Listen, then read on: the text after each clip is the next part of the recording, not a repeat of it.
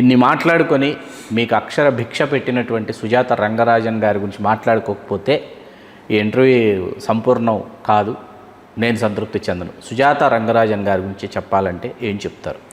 With Sujatha Rangarajan Mani Ratnam గారు, శంకర్ గారు, without Sujatha Rangarajan గారు, మణిరత్నం గారు, శంకర్ గారు ఎలా విశ్లేషిస్తారు? అది నేనే ఒక స్టోరీ కూడా మాకు తెలిసినటువంటి ఒక యూట్యూబ్ ఛానల్స్ కొన్ని ఉంటాయి కదా, నన్ను ప్రేమించేవాళ్ళు, నన్ను ఇష్టపడేవాళ్ళు, నన్ను అడిగేవాళ్ళు, వాళ్ళకి నేను ఈ కంటెంట్ చెప్పాను. నేను సుజాత రంగరాజన్ గారు లేకుండా, అంటే ఒక రైటర్ లేకుండా, ఒక క్రియేటర్ లేకుండా, ఒక సైంటిస్ట్ లేకుండా, ఆయన స్క్రిప్ట్ సైంటిస్ట్ అంటాను నేను.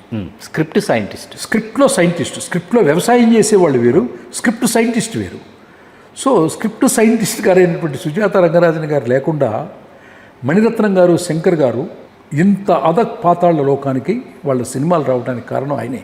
ఎందుకంటే ఒక మేధావి, ఒక సైంటిస్టు, ఒక కంటెంట్ మేకరు, ఒక తప్పొప్పులు చెప్పే ఒక గురువు లేకపోతే ఎలా ఉంటుందో ఇదే ఉదాహరణని చాలా నేనే కంటెంట్ నేనే ఇచ్చి నేనే యూట్యూబ్ ఛానల్స్లో కూడా చాలా సార్లు పెట్టించాను. తెలియాలి కదా, తెలియాలి కదా, రచయిత విలువ, కంటెంట్ విలువలు అందరికీ తెలియాలి కదా, నేనే పెట్టించాను. సో ఆయన లేకుండా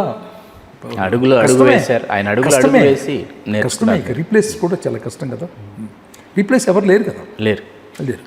ఆయన మీకు ఈ కథాక్రమాన్ని నేర్పించే పరిస్థితులలో మీరు మర్చిపోలేని మధురమైన సంఘటన ఏదైనా ఉందా? అయోధ్య మండపం అని వెస్ట్ బొమ్మల వీరాస్వామి స్ట్రీట్లో ఉన్నప్పుడు అయోధ్య మండపం అని ఉంటుంది. నేను అదే వీధిలో, దానికి ఎదురు వీధిలోనే ఉండేవాడిని, వీరాస్వామి స్ట్రీట్లో. నేను రోజు అయోధ్య మండపానికి వెళ్ళేది, ఆయన వచ్చేవాళ్ళు.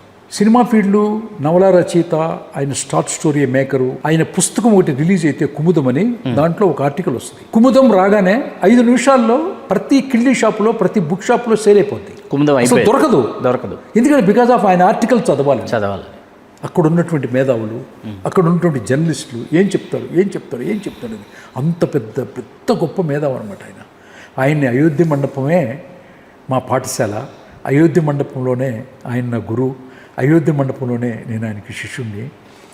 యాక్ట్ చేయరదయ్యా, అందంగా ఉన్నావు అనేవాడు ఆయన మిమ్మల్ని, నన్ను. సో అట్లా నేను భాగ్యరాజ గారి దగ్గర, ఆయన మంచి రైటరు, మంచి డైరెక్టరు అనేవాడు అనమాట. సో అట్లాగా సార్, మీరు సినిమాలన్నీ చూస్తుంటాను, మీ దగ్గర వర్క్ చేయాలి సార్, నువ్వు ఏదైనా ఒక కథ చెప్పు నాకు 5 నిమిషాల్లో, నేను చెప్తానంటే నేను తెలియక ఏదో చెప్పాను. అప్పుడు ఏదో ఒక అత్త అల్లుడి మీద ఏదో చెప్పాను అనమాట. ఆయన నాకు మొట్టమొదటిసారి నేర్పించింది ఏంటంటే, అత్త అల్లుడు ఒక కుటుంబమా కాదా అన్నాడు. అవునండి, ఒకే కుటుంబం కదా. గొడవలు కుటుంబం మధ్య కాదా అన్నాడు. అవునండి, కుటుంబం మధ్య కదా. ఎప్పుడు రచనలో 2 కాన్ఫ్లిక్ట్లు ఉంటాయి. ఒకటి ఇన్నర్ కాన్ఫ్లిక్ట్, 2 అవుటర్ కాన్ఫ్లిక్ట్.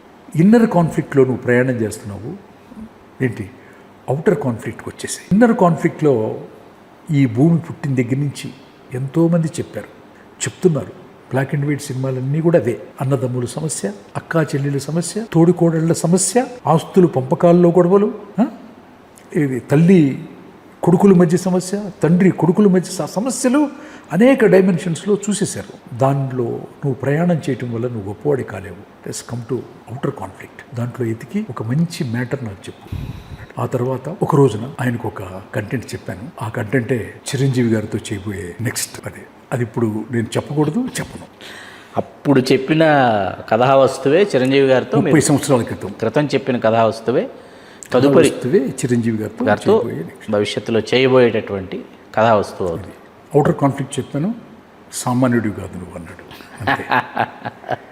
కథ మొత్తం చెప్పాను ఆయనకి అవుటర్గా. చాలా బాగుందన్నాడు. 1-2 సార్లు కరెక్ట్ చేశారు. ఇంటికి వెళ్ళేవాడిని. అప్పుడప్పుడు ఇంకొక పాయింట్ చెప్పాను, ఇంకో పాయింట్ చెప్పాను. ఏది చెప్పినా కూడా ఆయనకి మొట్టమొదటి చాలా బాగా నచ్చింది. అది ఎందుకు ఆయన్ని, నాకు కూడా ఆ డైమెన్షన్లో ఎప్పుడు థింక్ చేయలేదు, నువ్వు థింక్ చేసావు అన్నాడు అనమాట. అద్భుతం. సో అట్లా అవి చిన్ని కృష్ణ గారు తెలుగు రాజ్యం ప్రేక్షకులకి అందించినటువంటి వారి అంతరంగ ఆవిష్కారం. ఈ అంతరంగ ఆవిష్కారం మిమ్మల్ని ఎంతగానో ఆలోచింపజేస్తుందని ఆశిస్తూ మీ చిల్లగట్టు శ్రీకాంత్ కుమార్. చాలా సంతోషం చిన్ని కృష్ణ.